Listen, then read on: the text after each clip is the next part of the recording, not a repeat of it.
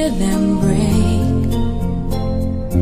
I am but a traveler, been most everywhere. Ask me what you want to know.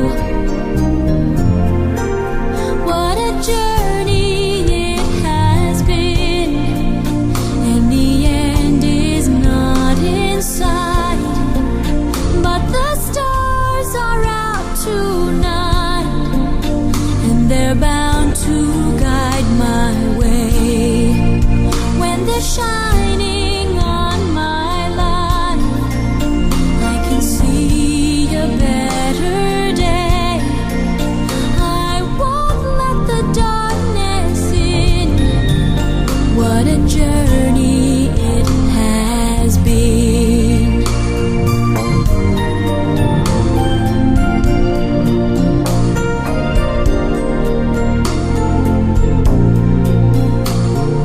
I have been to sorrow, I have been to bliss.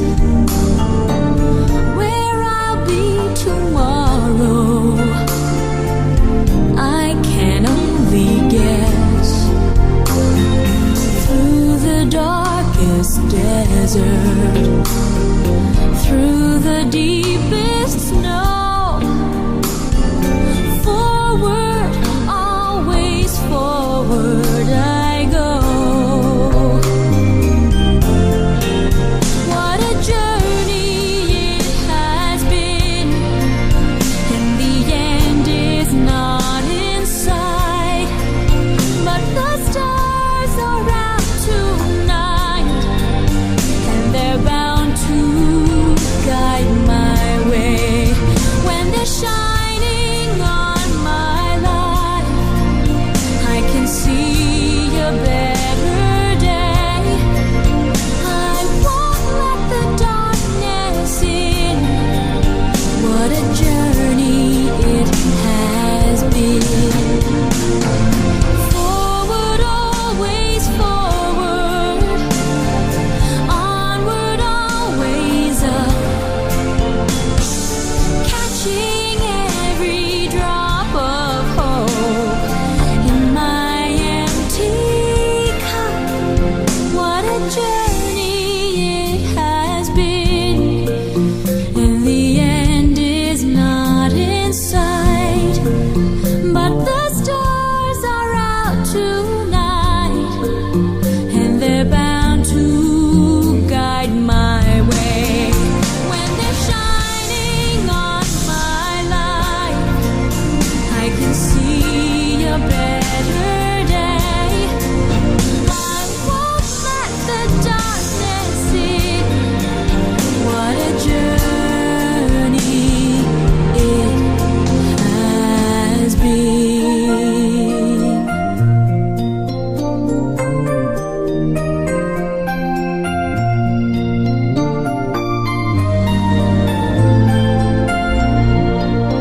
What a journey it has been.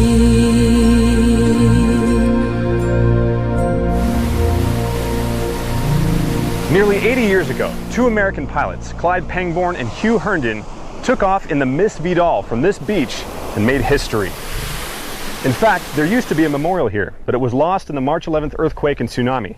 I spoke with the historian of nearby Misawa Air Base about the little red plane that put Misawa on the map.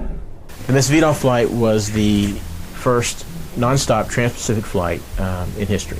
In 1931, you did have a lot of records being set, particularly aviation records. Aviation was new, and at this point, these two pilots, Pangborn and Herndon, they were going to attempt the first non-stop trans-Pacific flight. They decided to choose Misawa, the Misawa area, for a very specific reason. This area is the closest to the United States.